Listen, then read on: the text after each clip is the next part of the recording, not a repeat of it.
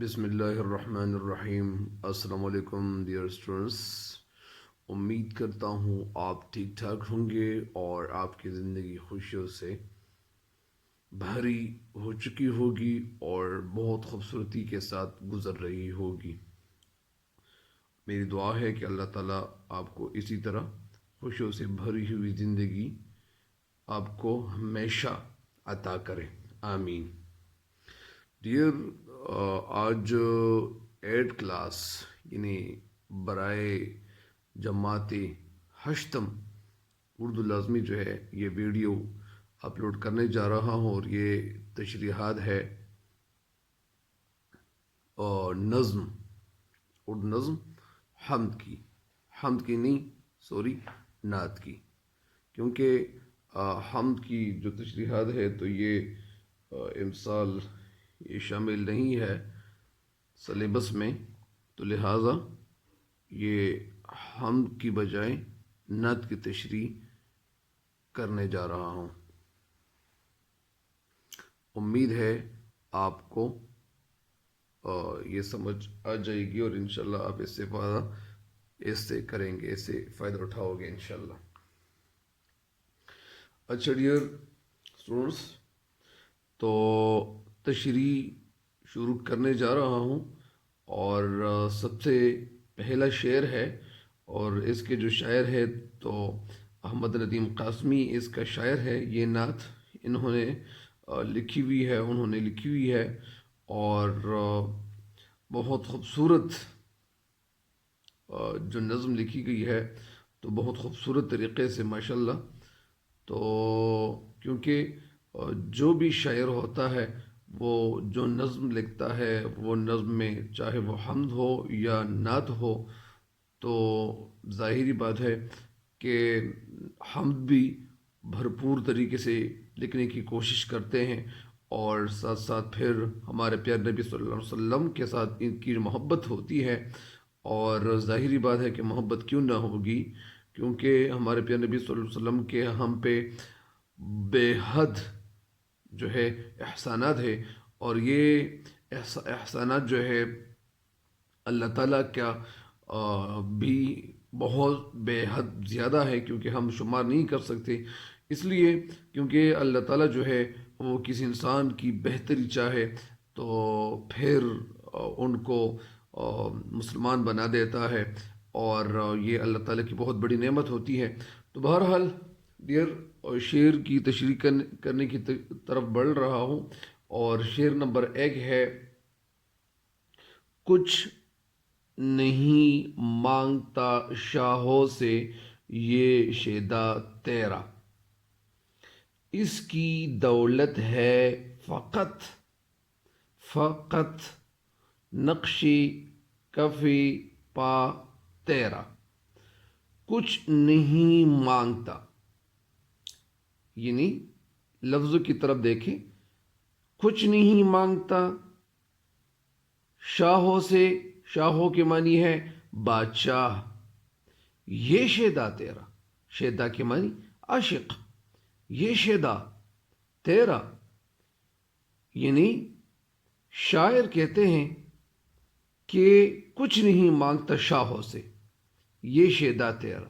بات دراصل یہ ہے، تھوڑا سا پس منظر میں جانا چاہتا ہوں، وہ یہ ہے کہ ہندوستان میں جو شعراء شاعری کرتے تھے تو ان کو پھر بادشاہوں کی طرف سے ان کو یا پیسے دیے جاتے تھے، یا لباس قیمتی ان کو دیے جاتے تھے، یا سونے کے ساتھ ان کو تولا جاتا تھا، اور یا بہت کچھ قیمتی یعنی جواہرات جو ہوتے تھے تو وہ ان کو دیے جاتے تھے۔ لیکن یہ شاعر احمد ندیم قاسمی کیا کہتے ہیں، بہت خوبصورت طریقے سے کہتے ہیں کہ میں دنیا کے بادشاہوں سے کچھ نہیں مانگتا۔ کیوں نہیں مانگتا؟ تو یہ بھی آپ کو بتاتا ہوں۔ کچھ نہیں مانگتا شاہوں سے، یعنی یہ جو عاشق ہے، یہ عاشق، یہ اے محمد صلی اللہ علیہ وسلم تیرا یہ عاشق شاہوں سے کچھ نہیں مانگتا ہے، یہ عاشق تیرا، یہ عاشق، عاشق رسول صلی اللہ علیہ وسلم دنیا کے بادشاہوں سے دنیا کے بادشاہوں سے کچھ نہیں مانگتا، یعنی کچھ نہیں مانگتا ہے۔ کیوں نہیں مانگتا ہے؟ کیا ان کو پیسوں کی ضرورت نہیں تھی؟ کیا وجہ ہو سکتی ہے کہ نہیں مانگتا؟ اس کی دولت ہے۔ دولت کی جمع دول، دال واو لام، دال کے اوپر پیش، واو کے اوپر زبر، لام کے اوپر جزم، تو دول، دول دولت کی جمع ہے۔ جس طرح مرد کی جمع مردان ہے، اسی طرح یا زمانہ کی جمع ازمنہ ہے۔ اس کی دولت ہے۔ جب آپ کے پاس دولت ہو، یعنی اس کی دولت ہے، یعنی اس کے پاس کیا ہے؟ دولت ہے۔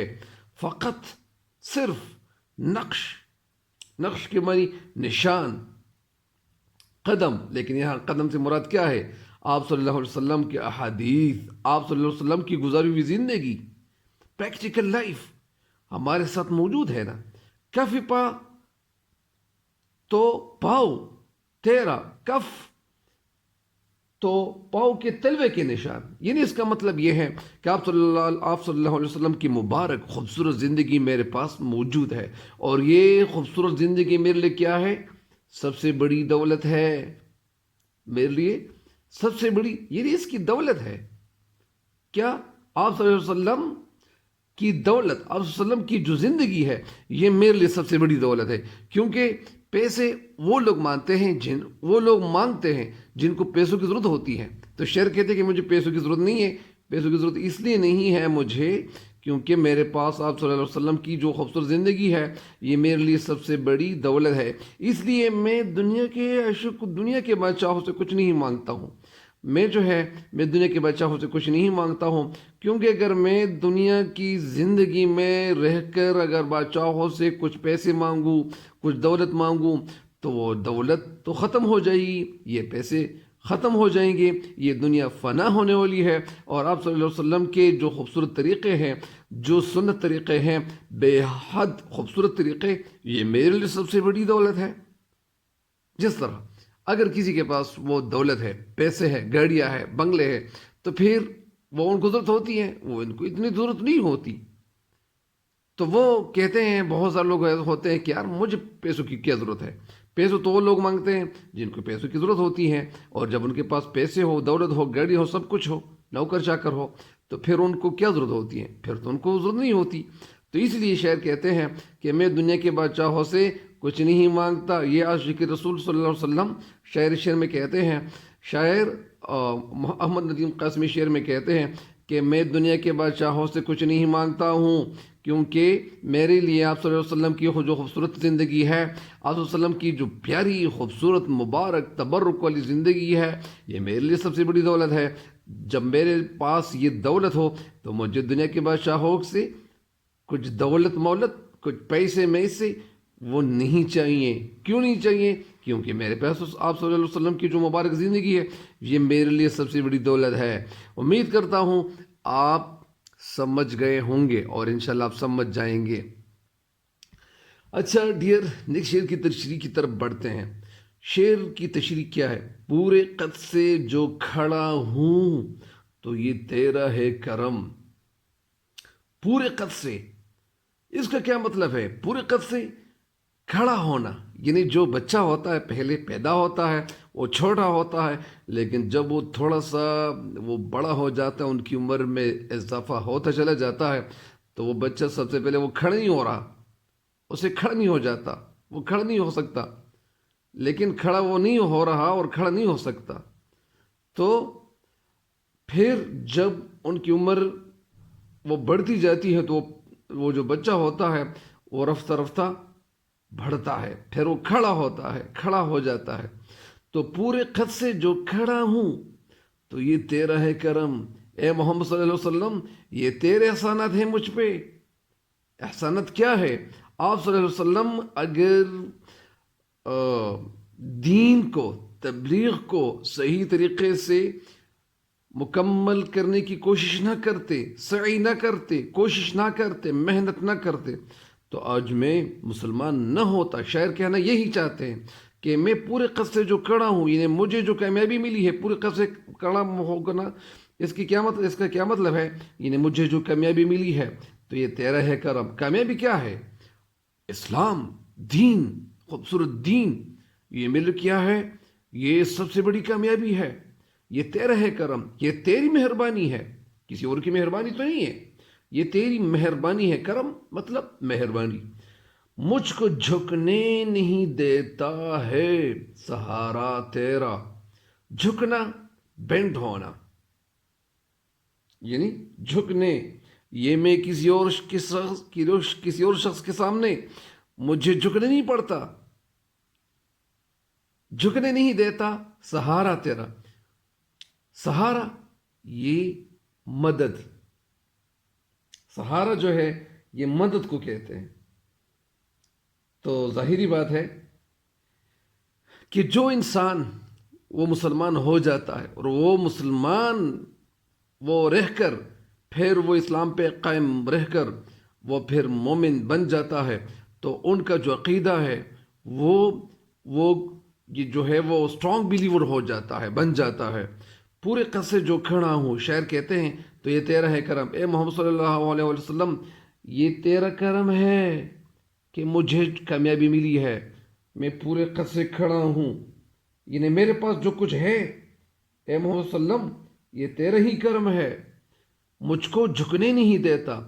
کبھی کبھار ایسا بھی ہوتا ہے کہ کسی کے پاس اگر پیسے نہ ہو، پیسوں کی کمی ہو، تو وہ بیچارہ شخص جو ہے وہ کسی کے در پہ جاتا ہے. در کا مطلب دروازے پہ، کسی ڈیرے پہ جاتا ہے، کسی مالدار امیر شخص کے گھر جاتا ہے، اس کے حجرے پہ جانا پڑتا ہے، وہ وہاں مانگنا چاہتا ہے، اس سے پیسے مانگنا چاہتا ہے، کیونکہ ان کے پاس تو پیسے نہیں ہوتے. تو وہ کیا کرے گا؟ وہ ضرور جھکے گا. جھکنے کا مطلب یہ نہیں کہ وہ جھک جاتا ہے، مطلب اس کا یہ ہے کہ اسے شرمندگی نہیں اٹھانی پڑتی، وہ پیسے نہیں مانگتے کسی اور سے. تو جو انسان ہے اور پھر وہ امت محمد صلی اللہ علیہ وسلم والا شخص بن جاتا ہے، وہ یعنی ہمارے پیارے آقا نامدار حبیب کردگار حضرت محمد مصطفیٰ صلی اللہ علیہ وسلم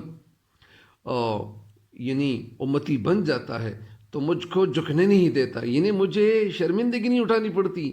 سہارا تیرا، جب تیرا سہارا ہو تو سہارا کیا ہے؟ مذہب اسلام. اسلام سب سے پاورفل سہارا ہے، اور یہ سہارا جو ہے اتنا پاورفل، اتنا بڑا، اتنا مضبوط، اتنا اٹل، اتنا مستحکم، اتنا استوار. یہ سہارا مجھے کہاں سے ملا ہے؟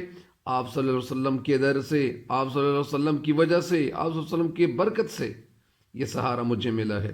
تو شاعر کی تشریح یہ پھر سنیں. شعر میں کہتے ہیں کہ آج میں جو کچھ ہوں، مجھے جو کامیابی ملی ہے، تو میرے پاس جو کچھ ہے یہ سب آپ صلی اللہ علیہ وسلم کی مہربانی ہے. کیونکہ آپ صلی اللہ علیہ وسلم اگر سختیاں برداشت نہ کرتے، تکالیف نہ اٹھاتے، تو پھر آج میں یہاں مسلمان نہ ہوتا. کیونکہ کہ مجھے دوسروں کے سامنے جھکنے پر مجبور نہیں کرتا. یعنی یہ تیرا جو سہارا ہے، مجھے کسی اور کے در پہ جانا نہیں پڑتا. میں جب بھی چاہتا ہوں تو اللہ تعالیٰ سے چاہتا ہوں، 2 رکعت نفل نماز پڑھتا ہوں اور دعاگو ہو جاتا ہوں، اللہ تعالیٰ سے فوراً مانگنا شروع کرتا ہوں. تو یہ کیا میرے کوئی چھوٹا سا سہارا ہے؟ اللہ تعالیٰ کے ساتھ میرا جو رشتہ وہ مضبوط تر ہو گیا ہے اور رفتہ رفتہ مضبوط تر ہوتا چلا جا رہا ہے. تو یہ میرے اور اللہ کے درمیان یہ جو راستہ ہے، تو یہ کسی نے تو یہ سیڑھی بنائی ہوئی ہے نا. تو یہ سیڑھی بنانے والے کون تھے؟ ہمارے پیارے نبی صلی اللہ علیہ وسلم. تو مجھ کو جھکنے نہیں دیتا، میں مجبور نہیں ہونا پڑتا، مجھے مجبور نہیں ہونا پڑتا. اور میرے پاس جو کچھ ہے یہ آپ صلی اللہ علیہ وسلم کی مہربانی ہے، آپ صلی اللہ علیہ وسلم کا کرم ہے. اگر آپ صلی اللہ علیہ وسلم محنت نہ کرتے، بے حد محنت نہ کرتے، تو سختیاں برداشت نہ کرتے، اور جو کفار تھے، کافر تھے، ان سے جو ملنے والے جو تکالیف تھے، ان کا مردانوار مقابلہ نہ کرتے، بہادری سے مقابلہ نہ کرتے، تو میں مسلمان نہ رہتا. یعنی شعر کہتے ہیں کہ آپ صلی اللہ علیہ وسلم کا یہ کرم ہے کہ مجھے دوسروں کے سامنے جھکنے پر مجبور نہیں ہونا پڑتا، دوسروں کے سامنے شرمندگی نہیں اٹھانی پڑتی، اسی لیے میں کامیاب ہوں. تو یہی شعر کی تشریح ہے. امید کرتا ہوں آپ سمجھ چکے ہوں گے